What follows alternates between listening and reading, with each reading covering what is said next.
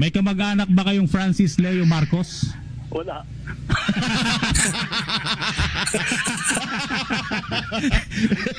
Baka hindi nyo kamag-anak, baka kapatid ninyo.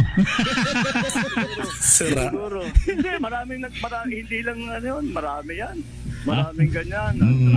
Ano ginagawa. Pero napapanood nyo ba yung video niya? Hindi naman talaga kasi Huwag nyo nang panoorin, baka mag-positive ulit. Oo nga naman.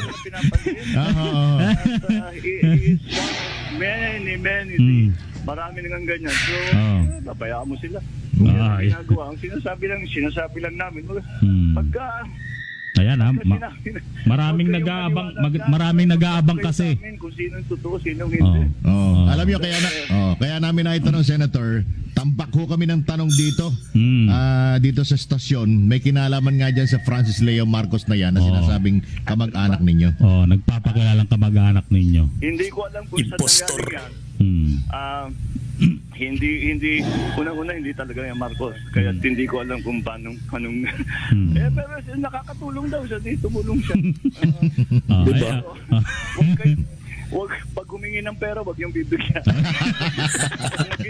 Wag magbigay ng bigas, kunin nyo. Dito rin, kinuhanan ng aksyon ng NBI at nasilip ang totoong impormasyon ni Francis Leo Marcos na ang pangalan niya pala ay Norman Mangusin, mga kahombre ko, no? Paiba-iba po ang kanyang mga pangalan. Makikita natin dito.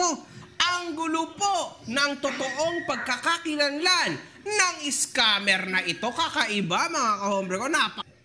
O, diba? That time kasi, siyempre, maraming mga na-depress. Marami rin ang mga nawalan ng pag-asa dahil, biruin mo, pandemic worldwide yan. Buong mundo ang naparalisa at maraming nawalan ng kabuhayan that time. So, ang daming nag-rely on na dumipende rito sa taong ito.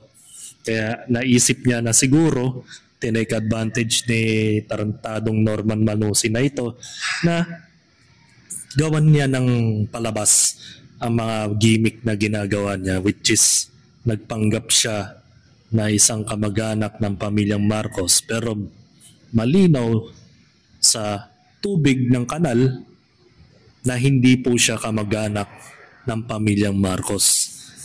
As he said ni PBBM na wala talaga. Walang connection. 0%. So, ibig sabihin lang nun, nabudol ang buong Pilipinas.